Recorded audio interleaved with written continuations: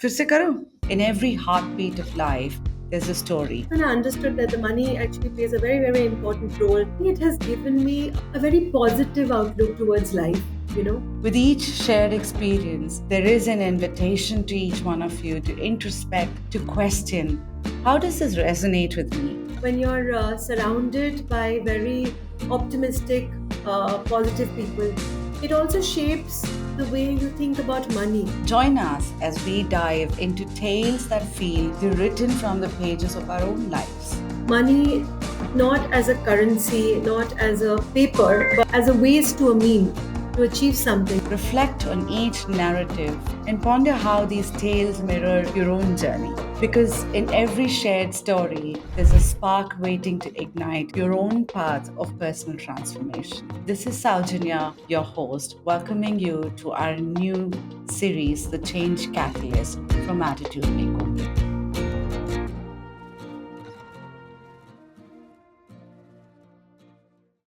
Good morning, everybody. This is Saujanya Shetty, your host from Attitude Makeover.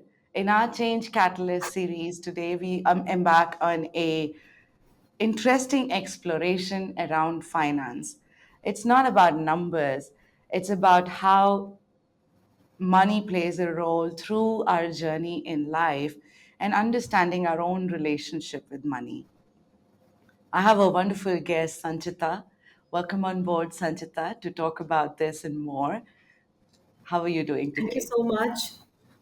Thank you so much for having me here, Saujanya. I'm doing very well. How are you? Good, good, very good. So, Sanchita, when I start conversations, I normally attempt to get to know my guests because the idea is twofold. One is for anyone watching this, there's a relatability to the conversation, not just to the topic, but also with the guest, because I bring in the spotlight to very transformational voices, voices that can not just make one reflect, introspect, but also take the right corrective actions in their own journey. And it starts with that relatability with my guests. So my first question is, if you can spend some time and talk about your early years. How was your upbringing? What was it like? What was early years like? So early years, well, I've had a dream, fairy tale kind of a childhood, straight from Enid Blyton's. Oh, wow. Oh yes, uh, father and mother, and me and my elder sister. So we were a small nuclear family, and we had an extended family in the form of cousins, grandparents, everything, which was uh, very, very perfect. Father, in fact, had a very transferable job. So we used to move from city to city. So I've actually studied in Bangalore, Chennai, Kolkata, Delhi, Mumbai. It's been all over the place, and it's been very, very remarkable and incredible because I think I studied in some four different kinds of boards in India, 12 different kinds of schools. So yes, the experience was very, very nice. And as a family, father, of course, was from IIT Kharagpur background and in mechanical engineering, and he was very dedicated to his work. Having said that, as a family, we were also very oriented towards the art and culture. So he had his own theater group. Mom was a diploma holder in classical dances, so she used to have her own dance programs, and we were initiated into theater from a very young age. Theater, dance, music.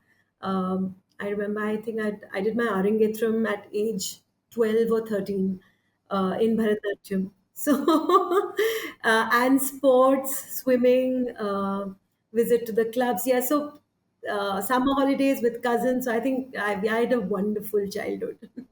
How has that shaped you in terms of values and who you are today? I think it has given me a very positive outlook towards life. When you're surrounded by very optimistic, positive people, it's it also shapes the way you think about money. You spoke very beautifully about your relationship money. It makes us look at money not as a currency, not as a paper, but actually uh, as a ways to a mean to achieve something. So whilst when we were growing up, we may not have been super rich. We were very averagely middle class, but the relationship with money and the gifts that it brought in terms of having a good time, just the right amount, not too excessive, not in deficit, but being able to spend quality time with your family, eating the right food, going to the right places, having a nice vacation, nothing excessive, but interpersonal relationships. Yeah, so I think it made me understand that my relationship with money is to understand the joys that it brings is limited to that extent, right? Beyond that, it's actually the positivity that you emanate, being surrounded by family, being able to provide for them, do something for them. That is something that uh, I got out of my childhood. I, I think we've had two different childhoods, and whenever I do my cohorts and uh, do my coaching sessions, what I've noticed is the reason I bring this question is also to understand what kind of upbringing and therein the mindset that one grows up with, and it sort of continues and you evolve from there to your individuality. For me, money was sort of talked about very early on, from when I probably was 3 or 4 years old. It's sort of been part of my journey of understanding, how it plays a crucial role. Also understanding people, inner circle, extended circle, and how they see you based on what you come with as, your financial situation, or how you are placed economically. What happened is, so in my household, because we were very middle class and very academic oriented, very culturally oriented, so the aspect of money never really played a very large role. So we would always aim and strive to have just the right amount to have a good time. However, my first year of college, I think I literally went from the frying pan into the fire because my father got detected with a terminally ill disease. And typically, that was my first initiation into the capital markets, you can so as to speak, because I was very young. I was 19 years old, and what I realized was dealing with insurance companies, dealing with his company, understanding what's the group insurance, what are these hospital bills, and then I realized, poverty does not ennoble a person. There's a very famous saying that I mean, it's very noble to struggle. No, but in real life it's not. One has to be street smart, one has to take charge. I think from the moment I started driving and taking the steering wheel, I think I had the steering wheel of my family in my hand. And that's when I understood that the money actually plays a very, very important role. Not just money, monetary institutions, financial institutions, understanding how to work around them, work with them to be able to work smarter so that you can help your family, help yourself have a better quality of life is a very, very important aspect of living. So I actually graduated in pure sciences. I had an integrated honors course, but post which I did an MBA finance. My father, of course, he passed away pretty early on. But then I realized, though, that this whole aspect of me having that induction into the capital markets under duress was tremendous. It was a great learning, and I realized that that's something that I'm interested in. Being a science student, I had an analytical bent of mind, and I realized this is something that I would like to explore more as a career in terms of my relationship with money and the capital market. Was that hard? One of the things I've understood is, especially as women, we sort of wade away from conversations around money. In some ways, you might have an interest, you probably are earning, and yet you sort of wade away from some of these crucial aspects of understanding finances and the finance system and how it works and how it plays a role, whether it is insurance, whether it is assets, liabilities, our own understanding of, our net worth. Was that hard for you in the beginning when you were 19 to sort of take a plunge into finances? When you're a youth, you're very optimistic and you're very idealistic and you have a lot of strength in your body and mind. So, no, it was, I mean, it was more adventurous at that point in time. Um, the way I see it is, a lot of women, a lot of us actually, unless we're pushed into such a circumstance, we do not look at it on a daily basis. It's something that possibly does not interest us. It's too common to talk about money. Maybe it's too vulgar to talk about money. So we like to keep it aside. And a lot of times, fortunately, a lot of women might have that comfort, that cushion of support, in which you typically have a traditional family where your father, your brother, your husband is looking at the financial aspects. You might be a very high flying career person or a business person, but there's always that somebody who looks at the monetary aspect. But I think that is changing a lot these days because, again, a lot of women like me would look at it under circumstantial duress. And then they're forced to look at finances and think about it. However, I think a lot of the younger generation of women, even when they start working, and because India has had this tremendous roadmap towards digitization and information and education, so I think a lot of younger women who are joining the workforce also look at their options in terms of what's required to be done. Do I need to save? Which apps should one use? What are these different things? But yeah, right now I think we would do better if we are a little more organized in terms of the information. Otherwise, whenever I talk to women investors, I feel a lot of them are very inundated with too many technical terms and too much of information and choices. So that again, I think is a little intimidating. And they're like, okay, we'll deal with this tomorrow. Yeah, yeah.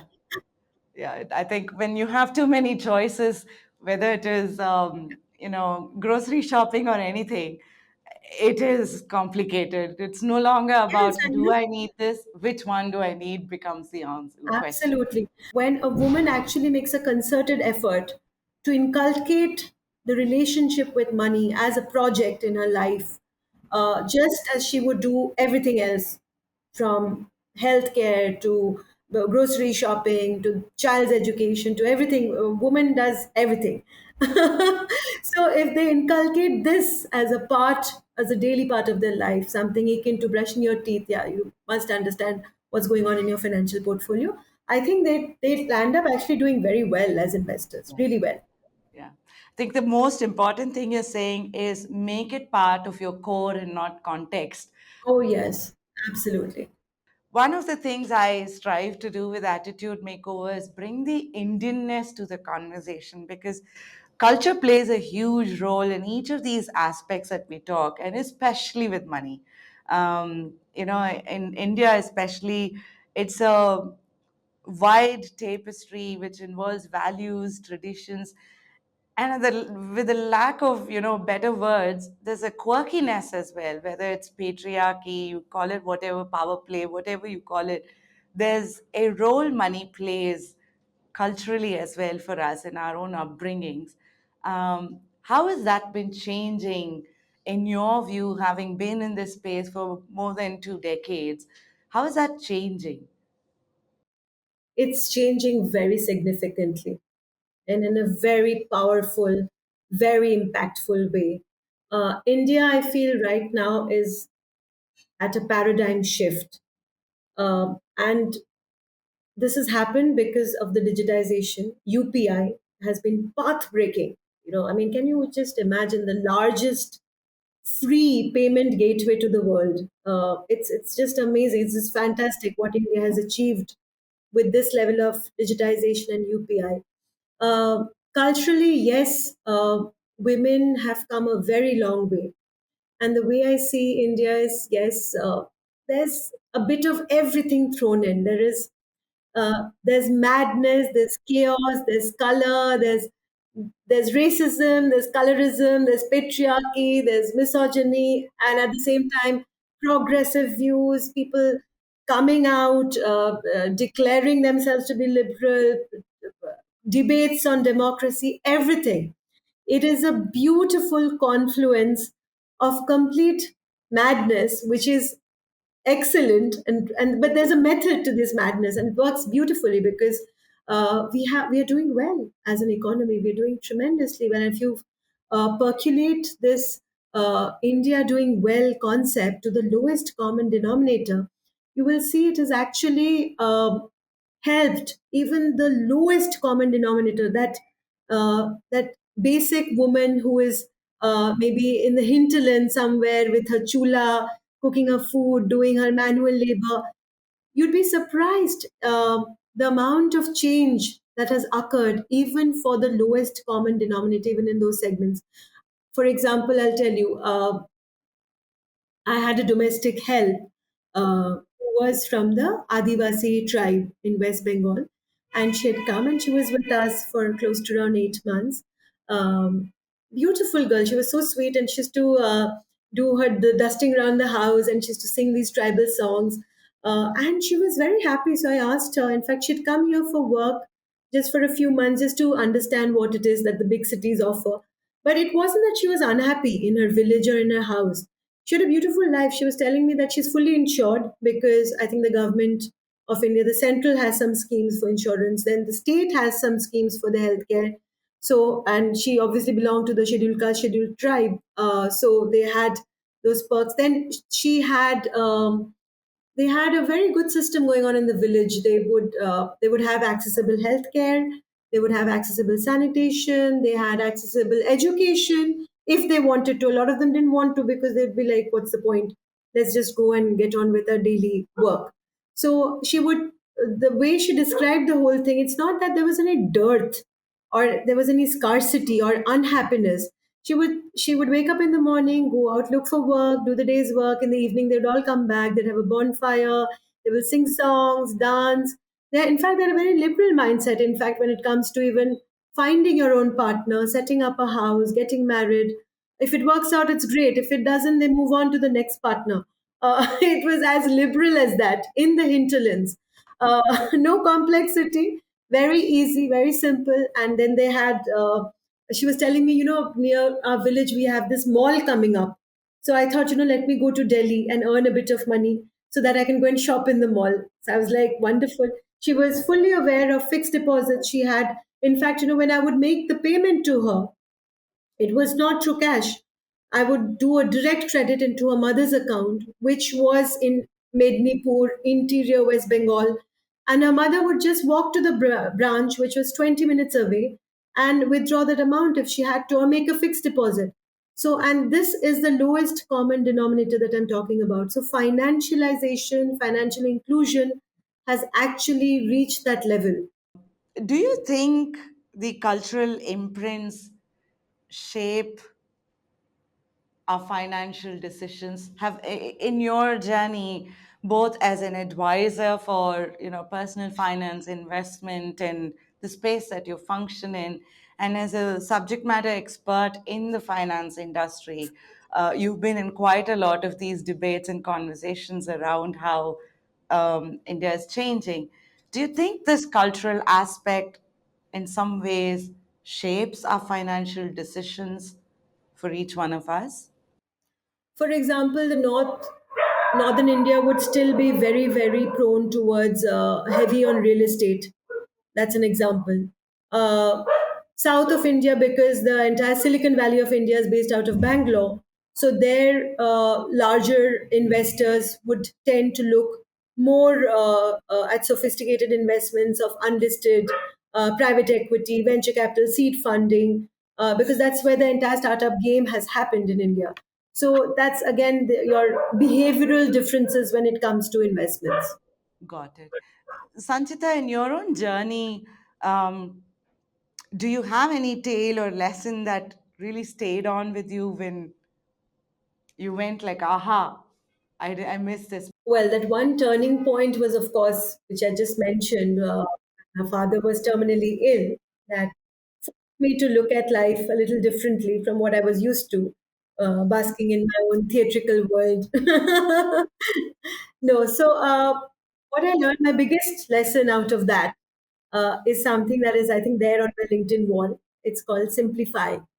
So I've realized, life needs to be just simplified at all points in time, every day, on a daily basis. There's nothing that warrants us to go for complexity, especially in the world of investments, right? So we tend to get very daunted, intimidated, scared. Why? Because we think these are very intricate structures. It's not. The whole world of finances can be as simplified as you want it to be. Let's put it that way. So the easiest thing is, please, is to understand what you want in life, right? What are your own objectives? Short term, medium term, long term. Make them into three easy buckets. So, yes, just first listen to your own self, do a bit of introspection, understand what it is you are as a human. What are we all doing over here? Is it time pass or a bigger thing in life? What are our own objectives? And how to achieve them? And then make a plan and just chip away at simplicity. So nothing in the world warrants complexity. I'll repeat that again. So, I mean, you would have seen the world always jumps around with a new fad. There would be enough cryptocurrencies that come and go. There'll be a real estate boom and bust. You will hear news about US increasing rate, coming down, stock markets all over the place. Someday coronavirus happened, markets moved this and that. Irrespective, we need to just rise above the noise, understand what each asset class represents, what it means to us, what do we really want as a human being, and then make a plan and stick to it. But what you're also talking about here is have a plan. And that plan starts with an awareness of what do you want money to do for Yes. you and what is your relationship with money as well. Being honest about that, right? Oh, very honest, brutally honest, brutally. So you cannot lie to yourself. I was very clear when my father fell ill and passed away. I did not want to go ahead with my master's and PhD. I wanted to earn tons of money so that I wouldn't be in that situation where I was at that point in time. Those were very dark days. So I said, no, let's see. So how do I earn tons of money? I already have a good know-how on how the stock market works. I dealt with my dad's shares. I did my first real estate transaction. So I said, yes, let me do an MBA in finance and see where that leads me. So I did internships. I made a plan. I said, okay, let me intern in finance. Let me have an MBA finance, and then let me understand how I can capitalize with my IQ and with my existing knowledge with my father's portfolio. So, and I think that worked out very well because I took those small baby steps. I simplified at every point. I kept short term goals and I worked hard towards it. And with every day, what happens when you're on the job? Now, this is something again which they can't teach you in any school, college, not even in MBA. You learn on the go, right? And it's totally very, very driven. So I won't even call the word motivation. Motivation is very external. It lasts for 2, 3 days, then it goes away. It's very, very inspirational. When you look inside yourself, you say, hey, you know what? So I was brutally honest to myself. I made no qualms. Like my closest buddies here, they knew that. I would tell them every day, I want to earn tons of money. That's what I want to do. That's my dream. Yeah. Uh, the brutally honest one, I want to go into that a little more deeper. What level of honesty? What are kind of questions you ask there? That's a difficult one, Saujanya. No, because I feel like, if Now you I sort really of, feel I'm on the shrink's chair. But I'm enjoying this. This is interesting. Um, you're your own best friend. Your love affair with yourself never goes away. You know, and I think as a person, we must always understand that. I mean, you have to be there for yourself. Your self awareness and self love should be very, very high. So, yeah, that's when you start asking the tough questions. Is this working out for me? No. If it's not working out, what do I do with it? Do I mope? Do I whine? Do I feel sorry for myself? Or do I bounce back? I said, hey, you know what? So, yeah, I've always been, I think, a little analytical and cutthroat in that aspect. I'm not a person who's prone to wasting too much time crying or getting emotional, or maybe that's just my trait as a person. So I might take a day crying over something in a difficult time, but I'll bounce back very soon with a plan, and I'll work on it. I'm like a karma yogi. I like doing. So I won't mull over too much of aspects. I won't overthink. Let's put it this way. I'll be brutally honest to myself, but I won't overthink an issue. I will say, hey, you know what? This is the problem. Okay, you've had a good cry. What is the solution? What do I do? And solution number one, two, three. Can I do this? Can I do this? No, I can't. Third one, I can. Let's do it. So I'll just proceed like that. I want to ask one very practical question here, Sanchita. Once you've got a plan, I think sales taught me this. Sales, it's such a focused job that every morning the first Yes, thing you open is not an Instagram or any of these other social media platforms, but your Mint. Mint is one of the tools we use, which basically shows what's your quota, how much have you achieved, how much more to go, sure. where are you, shortfalling, and things like that.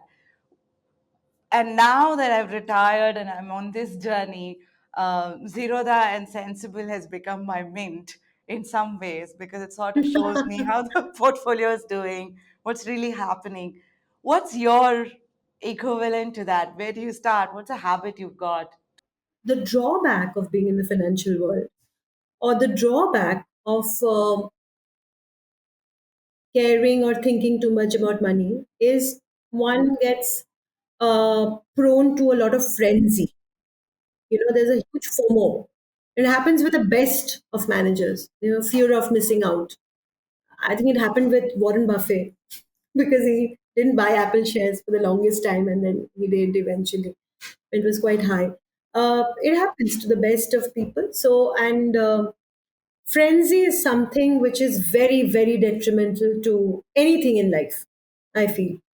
To be absolutely frenzied about your work, to be frenzied about your money, to be frenzied about your relationship, to be frenzied about anything, about your children, it doesn't augur well. So I start my day, and I'm a very energetic person, so I'd be very prone to going towards the path of hyperactivity and frenzy. So I consciously try and refrain from doing that because it's a bad habit, and it makes you overthink. It makes you overindulge in activity which is completely pointless and that might prove to be detrimental. So I start the day on a very calm note. I wake up early. I'm a very early riser. My child has to go to school, so I always look into what she's taking for tiffin. I find that very therapeutic. Sometimes I cook a bit of her tiffin if the help is not around. But I do that. I wake up early, and then I take a bit of time. I have my tea. I'm a very chai loving person. I have my Darjeeling. I sit in a beautiful corner of my house and I read four newspapers. So I read the current affairs, I read the financial news, I read other blogs, opinion blogs, all of that. But all of that in possibly not more than 45 minutes to 1 hour. So it's about it. So I just back to back, I read four newspapers, and post which I actually go for a walk. I just switch off everything and I put on my favorite playlist because I love music. And I go for a walk, or tennis. If my coach is around, I play 1 hour tennis with him. And then I come back home, I shower, and then I'm ready for the day. By that time, I'm pretty calm. And I also, so in the evening, it's the reverse opposite. Once my day's done, and that's a big statement because as an entrepreneur, it's very difficult. Sometimes your days are very long lasting, and there are no timelines of work hours. I might be having a meeting, an online meeting with a client, say 2 o'clock. I might be having even a board meeting with a client uh, in his office at say 9 p.m. So yeah, I mean, but whenever I have an easy day, in the evening, I take again a bit of time off. I do pranayama. I do a spot of meditation. I try and do meditation every day, even if it gets very late in the night. I do half an hour of meditation. So I yeah. think one question here that comes up is, you talked about habits, and you talked about this becoming, finance also becoming a habit, while you talk about the mind and the body so far, and the social you and the inner you, which is all the, reading, awareness towards what's really happening in the big picture, then the calming of yourself, preparing for the rest of the day, and then calming yourself down before going to bed. Is there a habit one needs to inculcate with finances? Yes, you're so right. I'm sorry I missed that out because for me, the finances comes as a part of my work because I am my own manager and I have my own portfolio, my clients' portfolios, all of that. So, yeah, you're right. But for somebody, a woman or a man who's not in finance, whose daily routine is not looking at his own investments and all of that, for him, for that person, definitely on a daily basis, whether he's at work or he or she are at work, nowadays you have everything online, everything. So from your mutual fund statements to your life insurance to your email to your trackers, everything, to all the service providers. You have plethora of apps, and they give all the reporting. On which is available at the click of a button. Uh, so yes, whether you're at work, whether you're at home, I think you can take out half an hour to understand what's going on. I think reading is a very good idea. So a lot of us, really, really discount it, and then we go for all the rangeen khabre, uh, which are celebrity related and all that, which is all great. I mean, those are fun things to do. But I think dedicated reading about the economy, about the capital markets, those are also there. I mean, you open a newspaper, Economic Times, one just needs to read a bit of it, even if you're not from a finance background, even if it does not interest you, even if you're, say, a person attuned towards the arts, towards manufacturing, towards IT, towards construction, towards media entertainment, you can be in hospitality, you can be in any other sector which is not finance related. I still think it's a good idea to read about your economy just a bit, 15 minutes a day, maybe read the editorial, understand what's going on in the world, going on in India, and then make a start with a very small something, whichever way you think that it's right. I mean, there's enough and more online. You can also have an advisor who comes to you. So my point is, when you have everything at the click of a button, you can take out a little bit of time to see, okay, this is my portfolio. That, I think, makes the journey. It's a date which you have with your portfolio. Oh, I love it. I love it. Have a date with your portfolio every day. I love it. And Yes. then Oh, build the yes. knowledge base And that you then, need. oh, yes. for- And money attracts money. I've always thought so. Yeah, yeah. I love it. I love it. Sanchita, I think I want You have to to. woo Lakshmi ji in the right manner. Otherwise, she's a very shy person. Yeah, we've been taught to woo Saraswati. How can one sort of build a portfolio that is resilient towards these really tectonic movements that happen in our life? Very good question again.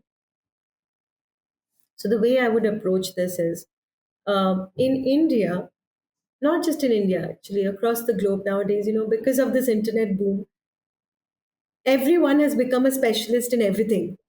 So we are armchair politicians, we are armchair defense specialists, we are armchair economists, we are armchair doctors without having the Psychologists. medical degree. Yeah. Yes, yes. So everyone knows everything. We are armchair pilots also. We can fly a plane. So it's the same thing with finance. In my opinion, when you have when you're looking at your medical, say when your company does a health check, right? You go to a hospital, there's a complete package that's given to you. You don't question it. You say, okay, here, these are the tests I need to do. If some problem arises, you go through the cohort of doctors and the team. They design a package for you. Okay, hey, you know what, you need this surgery, or you don't need a surgery, you need this treatment, that treatment, all of that is taken care of, go home. So, similarly, when you look at finance, and the reason why I said it needs to be incorporated in all seriousness in our life as a daily ritual, as an essential, just like your health, just like your career, just like your education, just like you learning how to drive, all of that. Similarly, a finance portfolio, I realize, should not be looked upon as a frivolity or as an afterthought. Unfortunately, a lot of us look at it as an afterthought and refuse to bring it into the mainstream. When I talk to people, uh, casual lines, आप मुझे tip बता दो जी, मैं ले लूंगा stock. This is speculative, and it defies any logic, any rational. Why do you want to tip, and to do what with it? What is your objective? Do you have a plan? The answer is no. You're just trying to make a fast buck. And the lesson in life is there are no free lunches in this world. More often than not, such kind of people end up losing money. So now, coming to address your question, that if you've woken up one morning and you realize, yes, I need to make a concerted effort to go about understanding and designing my portfolio. The first thing you should be doing is, if you're educated, read up more about it. Read up about various asset classes on a very brief level. And secondly, is to understand that you yourself are not a specialist, right? Come, you might be highly educated and in a very senior management role. Irrespective, you have to give credit to the specialists who are in the market. So SEBI has registered investment advisors who would help you. You should find out who are these people, and then get yourself a registered investment advisor. That person's job would be to understand what you want in life, what is your risk profile, what is your earning, what are the kharchas you have, expenses, what is your mortgage level, what is your leverage level, what is your family circumstances. And then accordingly, they will suggest that, okay, hey, you know what, this is your structure. You have a small child, maybe the child will go to college in 20 years. Maybe this is your house structure, this is the mortgage you're paying, this is your health insurance outflow, this is your life insurance outflow, this is your car insurance, or car premium EMI outflow. So all of that, then the registered investment advisor sits with you and he designs a portfolio for you. And post which you can read up more about what he suggested, go do your own research, ask him more questions, and then eventually go with advice and then invest as per what has been recommended to you. Um, I have two questions here. Once you pivot on your relationship with money, I think in some ways money has its own, life trajectories. There's a rebellious teenage phase, there is a midlife crisis phase, and there's a wise old age phase. How do you plan for one, your own, journey through this? And then there comes another person who's your spouse, and then there is our relationship with his or her relationship, and then our relationship with money. I'm into the philosophy of keep it simple. It's just so complex over here. How do you bring in all of this before I go to an advisor, having that understanding and that clarity for yourself? It's a fascinating question, and it's a very profound question. um, your love affair with your own money. Let's dial back a bit to your pre-married days. When you're a 20 something, and first job, salary, all of that. I think that is the point.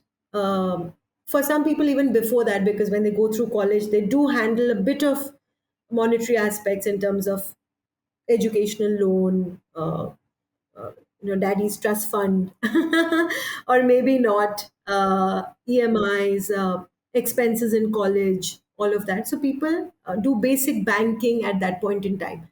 But yeah, investments, I think, typically happens when you're in your first job.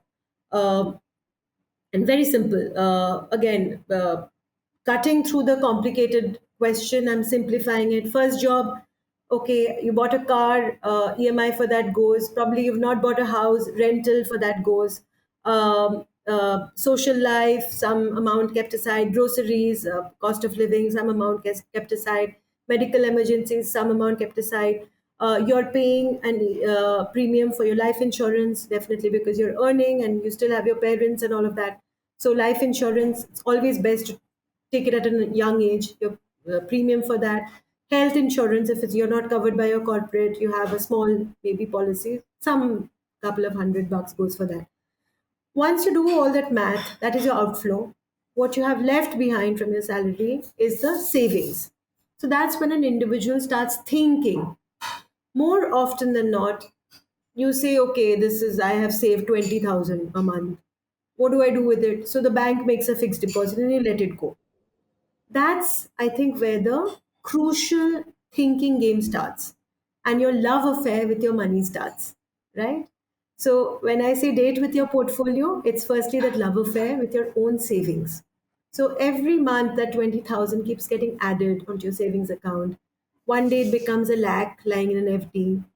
Another day it becomes 2 lakh lying in an FD. What do you do with that? You start thinking that, okay, this is my love.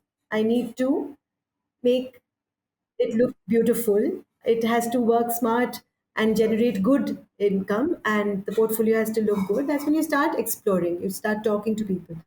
uh, let's assume you've educated yourself, right? You say, okay, hey, you know what, I'm very young and I have 80% of my surplus tucked away into equity mutual funds. My advisor comes home, he said these are the good funds, all of that. uh, 20% is to debt income funds.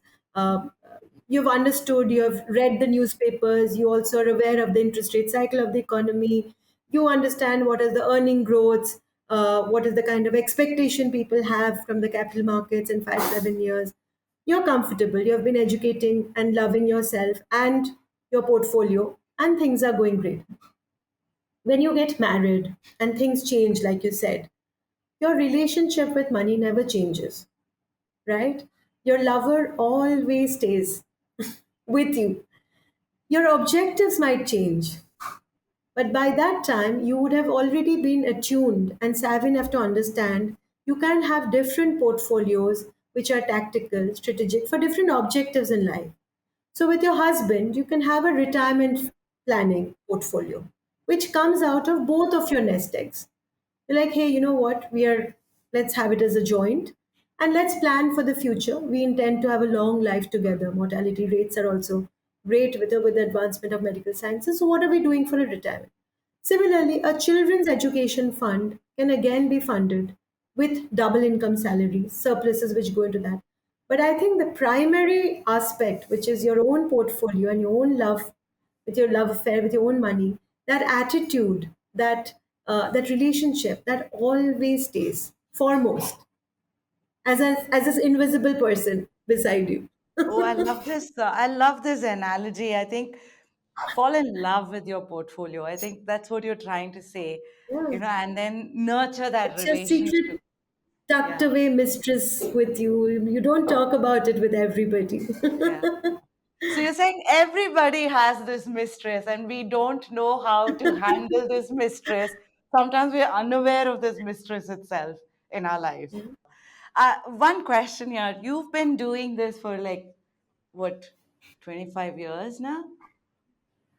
Oh, yes, definitely over 22 years. When you advise a couple or a family versus an individual, have you seen a difference in the way conversations or it's approached, in the way the problem is laid forth, in the way participation happens from both of them versus the individual who's come? And are there patterns you've seen, and is that changing? What are some things you're seeing there? Hmm. So, that will be in a myriad of colors, again, based on, I think, the ethnicity, the culture, the geography, the age range, all of that would matter. Also, the background, the context. So, different strokes for different folks. Um, but yes, Earlier, I would say, at least in my parents' generation, it would be completely male dominated. And usually, a lot of clients would just ask their wives to join in just to understand. And the woman would be like, all right, I'm just being forced to attend these really boring meetings. And yeah, this is all going over my head, but they would try and understand a bit so that they're not in a bad space in the eventuality of something going awry. So it was a lot of forced meetings with the women of the household, but that was in previous generations. I think currently, like I said, women have uh, gone through transformational journeys across states, across cultures, across geographies. They are understanding that it's important to understand, and they're curious as well. A lot of women have come and told me that we would like actually to make a beginning, we would like to make a start. How do we start? Whom do we go to? Where do we read? So that interest has happened. A lot of it is kudos to the regulator, because they come up with this very interesting ad campaigns. Amphi had its ad campaign ki mutual fund sahi hai. That went very well with the masses in India, because people started asking, mutual fund sahi hai, acha, very nice, kaise sahi hai, what do they do, what are these vehicles? So things like that. And of course, with the advent of technology and digitization, you have all the apps and their own advertisements. And the youngsters who are coming into the workforce, they're using all of that. They use various kind of apps to look at their credit, to look at their loan, to look at their insurance needs. So that advent or that technological savviness has happened, and which has propelled a lot of men and women to even taking an interest in finance, which used to be a very staid, dry, boring kind of a subject beforehand. No longer. Is it tough being an advisor, as a woman advisor, in at least in the beginning, in a male dominant space where your customers and clients are all men? So actually not. So I'll just clarify here. I'm not an advisor. I'm a mutual fund distributor, because and that clarity has to be there. The regulator is very strict about it. So I can only give incidental advice to mutual funds. But yes, I run a business which is a platform. It's an execution platform for mutual funds. And the reason why I said no was, no, in financial services industry, women are actually taking great strides. They're doing very well. There are a lot of women bankers. There are a lot of women registered investment advisors. There are a lot of women who are in senior management positions.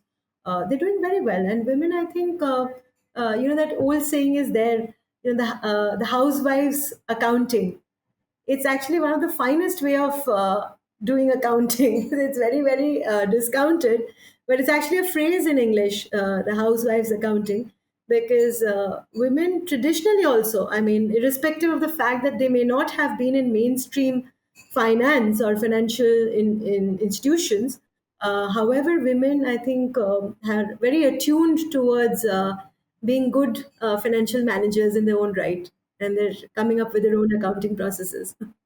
Question. I think to your point, if you actually look at our generation and the next generation that's really, coming to age in India, there there was a Yes. mindset which was all about stability and security, setting up that podium for stability and security in our parents' generation. But when we Right. came in, it was more about अब यहाँ से ज़्यादा पैसा कमाना है, because they've Mm, done this, and from here I want to take it to the next notch. But if you see a major part of India, it's shifting from that earlier stage to a middle class stage or a upper middle class stage. So that mm. is a constant journey that the country is going through. And yet, as a family, as a Excellent. Absolutely.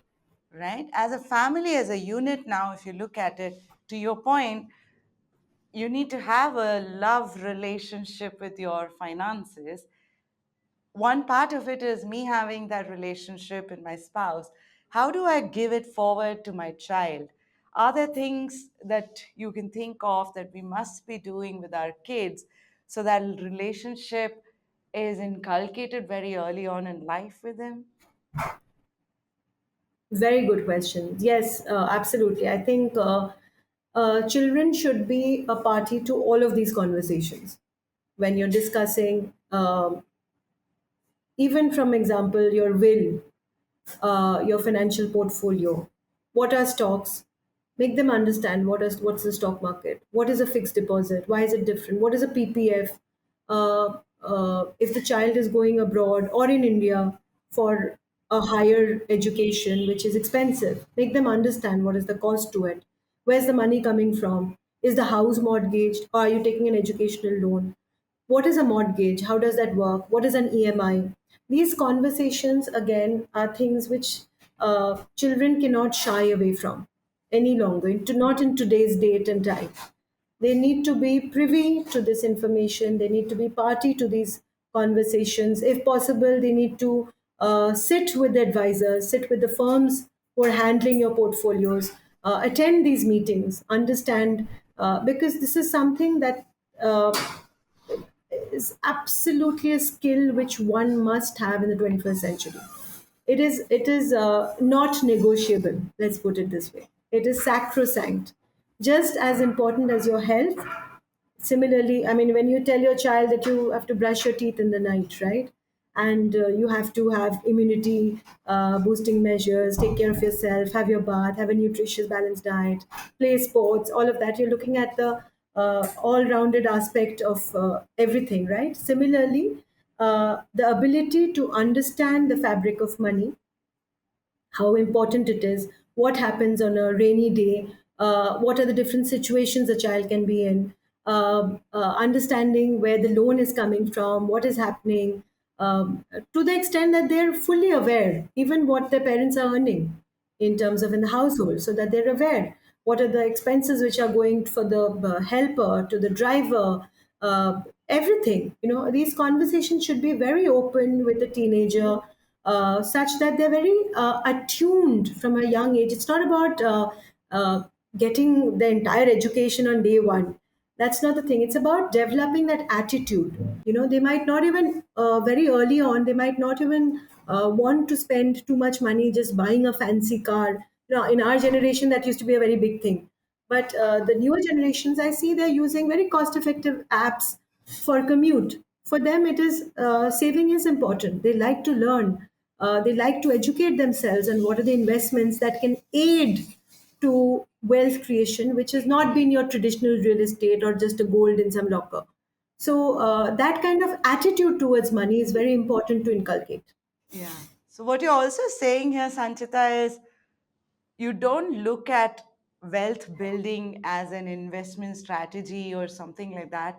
It's more about what's that future story you're building for yourself and for Yes, your absolutely. unit, whatever is your Absolutely. unit, whether it's your child, your spouse, and whatever is your unit, for that unit, what's the future story you're building, isn't it? Yes, totally. That's you've worded it very well, very beautifully. Uh, you know, all these textbookish words of strategy, tactical portfolio, and all that works for short term. uh, like I said, your relationship with money has to be the attitude you have towards it. The more you love it, the more you nurture it, the more you're interested in it or show interest in it, the more it'll grow, the more it'll get attracted towards you. Understanding investments, right? So we talked about mutual Sure. funds, we've talked about gold bonds, we've talked about assets and liabilities, EMIs, etc., etc. At different stage, there are different kinds of investments one makes. If you take youngsters today, there's this whole zero ownership style. Whereas if you take my generation, it's all about how do I plan for retirement. Someone in their 30s is thinking of how to build this asset in such a way that it works for me in the future. What's the right way of going about building that knowledge about what's really the right investments for my age or the stage I am in? And what are my options? Also, could you give me some recommendations of who I need to start following? Are there some people I need to be looking at as analysts or advisors out there who's, sort of become like this one for few or one for many sort of model, because not everybody can afford an advisor. One size does not fit all, right? So everybody's journey would be very different. So whatever works for your neighbor will not work for you, right? Because the context, background, everything is different, objective, everything is different. So, dinner table tips, stock market tips. Acha, there's this new product that the thing has somebody has launched. Never works, right? So one needs to stay away and cut through such noise. These are very detrimental and very harmful. What one needs to do when you're starting out, so, and I'll say this, that I'm not a registered investment advisor, so I cannot really talk much about this in depth. I'm a mutual fund distributor. However, say if you were to starting out, if you're starting out, you must go and just do a simple Google search, get registered with a registered investment advisor, a person who's qualified like a doctor is, who would come home, and what they would do is very, very rationally, in a very scientific manner, right? So, investing is a behavioral science, and almost 80% of it is a behavioral science. So, when we say behavioral science, how do we deep dive into that? So, the registered investment advisor or an RIA, he would come and he or she would come and sit with you and understand what are your objectives, what's your income, what is your expenses, what are your needs, whether your needs are short term, medium term, long term, what is it that you would like to do, whichever age group you're in, what is the life stage you're in. Are you a single person in the 20s? Are you a double income family with children, young children? Are you a middle aged person with children about to go to college? Are you an old couple? Everybody's journey and their portfolio designing will be very, very different. So once that person does that, he will also understand your risk taking ability, right? So a person in their 20s and 30s would have very different risk taking ability from somebody, say, who's in their 80s or 70s. However, that 70-year-old gentleman or 80-year-old gentleman might have other needs, which is building a legacy portfolio for the children, for his grandchildren. So, wherein his risk taking ability might be again very different, would be akin to a 20-year-old, because he might say, I want to go 100% into equity because I want this legacy portfolio to go to my grandkids, things like that. So, the registered investment advisor would be the first step in sitting down with a professional and understanding how to go about it. Staying away from noise, staying away from speculative activities. They never work. Like I said, more often than not, you'll end up losing money. Thinking you can do it all, again, not a very great idea. So, yeah, these are some of the things one could look at. If you were to look at trends, again, these are typically they come and go, flavor of the season. We must always understand, Netherlands once had the tulip rush.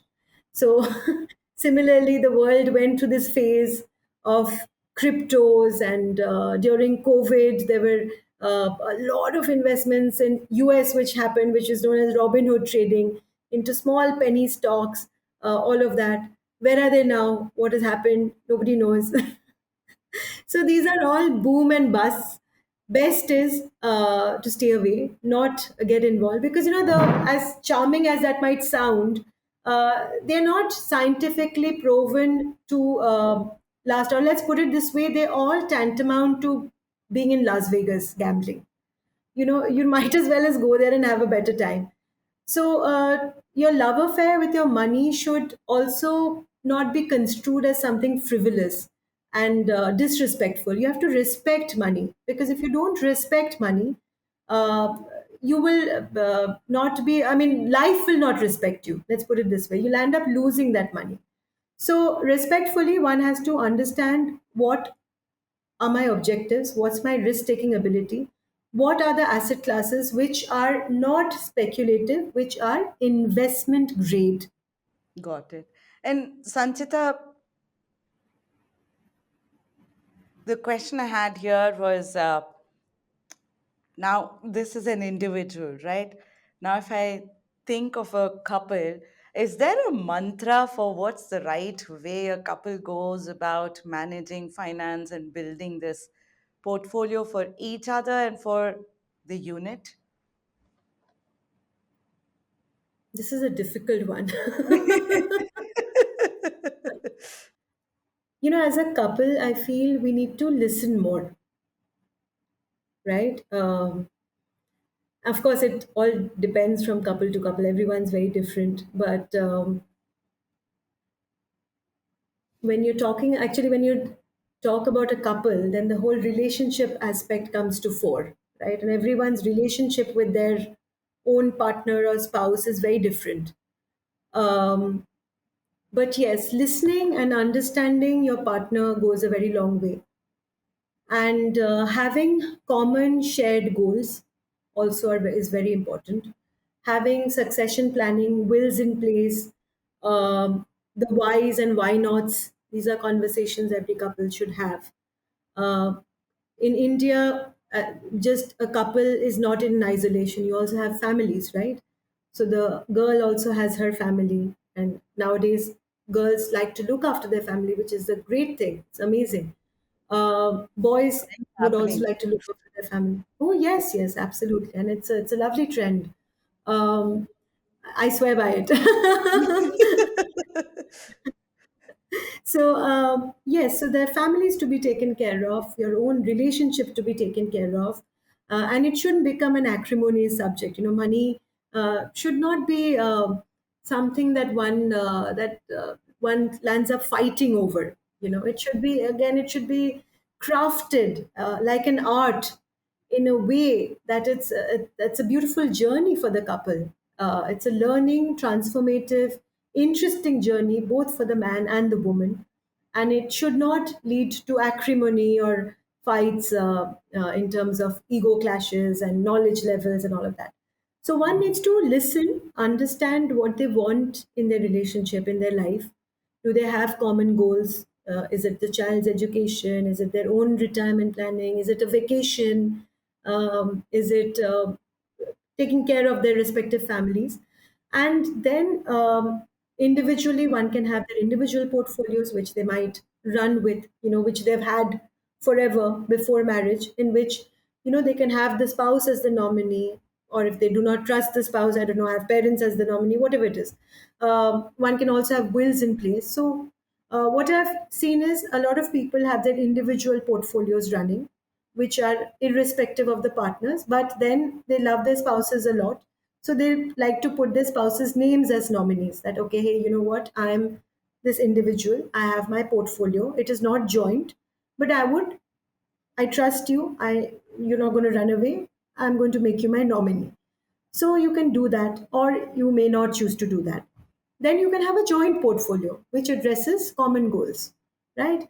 And that can be vacation planning, that can be the child's education fund, that can be retirement planning, all of that, which are joint portfolios. And you can also have them individual names with nominees or not, depending on your tax structure. So you can get an advice from your chartered accountant that how is it beneficial to have it in one person's name.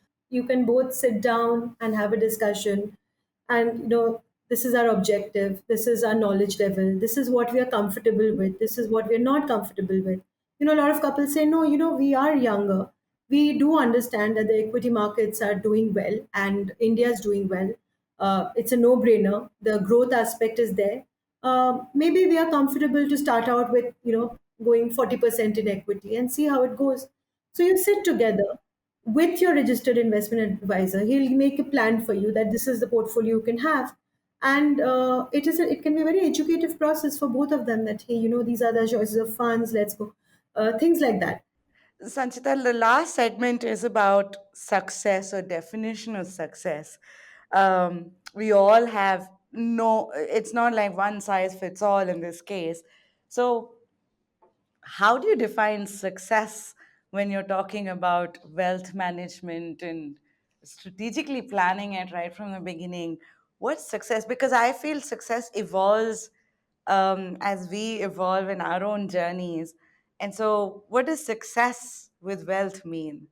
Success is very intrinsic. It's very, very intrinsic and very personal. In fact, there is no definition. And I feel, these words, we give a lot of credence to them. I feel there is no definition of a success or a failure. It's a state of being. I really cannot define what is a success or what is a failure. It essentially is, it's something that works for you and makes you have a good night's sleep. For me, that is success. In life nowadays, everything is about experiences. Experiences is the richness of it. It's not the monetary aspect. Having that figure in your balance Not doesn't true. amount to anything. It is about the experiences. So, yeah, when you're in your 20s, it's best to have short term goals and work towards them. As you evolve, you can say all these evolved things when you're in your 40s. But when you're in your 20s and 30s, don't overthink, have short term goals, and work very hard towards it. I totally agree with you because I've seen some of the most successful people struggle just finding a balance in life. You might have money, but then Oh, other things are yes. broke. I have some very quirky questions. This is something that we're trying out. Um, if money could spend on you, like we talked about money having a personality, if money could spend on you, on what do you think it would spend you on? Spend me on, all right. Yeah, like money is a personality now. Money is a personality now. It's Okay. your date, right? So that date has evolved, and now it wants What to it can spend get on for you. me. Yeah. Oh, lovely. Oh, lovely. If money Uh, was going to spend on you, what is it that it would spend on?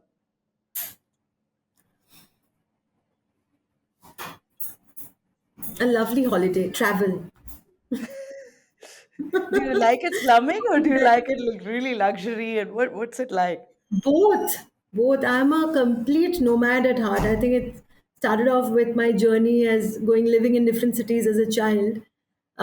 So again, different floats for different boats. I love living in the jungle, roughing it out. I'd love to be in a white yacht with a beautiful white hat and knees. I would love to climb some Mount Kilimanjaro and rough it out again, and then again go for a luxury retreat in Udaipur. It's all of me. I love traveling. I think you and I should go out more often. Oh, yes, absolutely. So scuba diving, I chanced upon it that you're big into scuba diving. Are there parallels you can draw to the whole evolution conversation or explorative conversation we had to your own journey as a scuba diver? How lovely, Saujanya. You're a very, very bright person. Oh my God. That was fascinating the way you inserted this. It's just so pretty. I think you're an artist at heart. See, I always thought I have zero creativity. I've always said I'm not No, creative. I don't know dance. I don't know anything. You made my day. Thank you so you're an much. artist at heart. Actually, you're a poet at heart. Yeah, so scuba diving, yeah. I am a Jane of all trades. Yeah, I mean, first experience doing that paddy certification was amazing. My husband is of the firm belief that all Bengalis have evolved from fish, and he refuses to go by Darwin's theory. But yes, my love for the ocean and for fish is unparalleled. Um, yes, so scuba,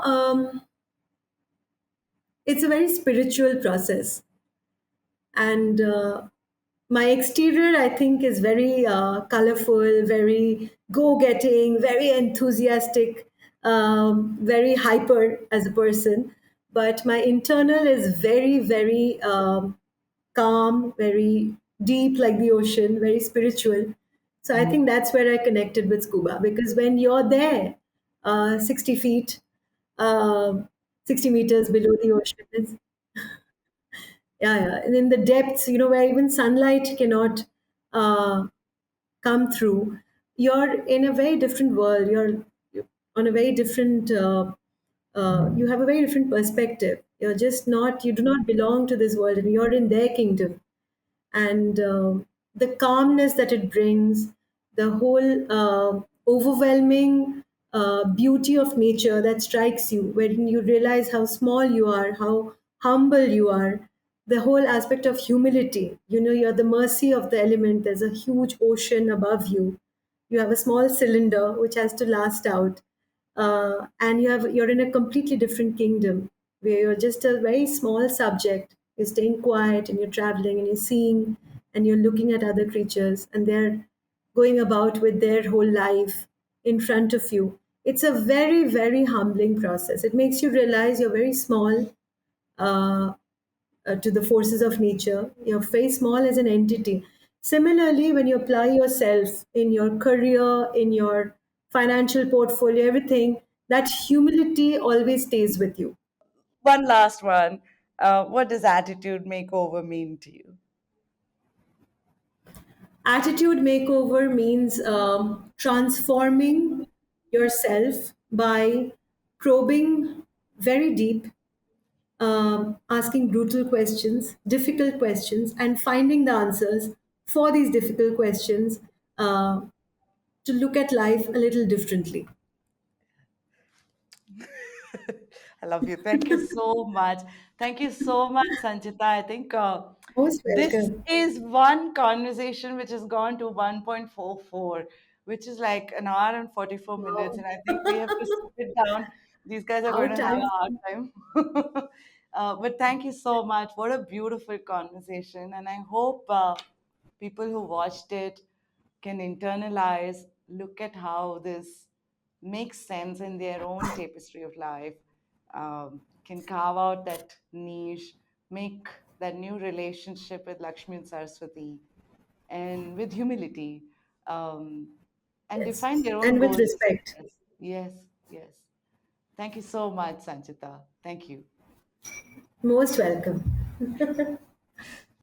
What a lovely conversation we had. I think I've come to understand that money isn't just a currency, it's a story, a lesson, and sometimes a laugh. This whole concept of, dating both knowledge as well as money and carving out your future stories was really profound for me. And I hope there were quite a few insights, retrospection, and introspection as we, Sanchita and I, dwell through this explorative conversation. Until next time, this is your host, Saujanya Shetty, signing off.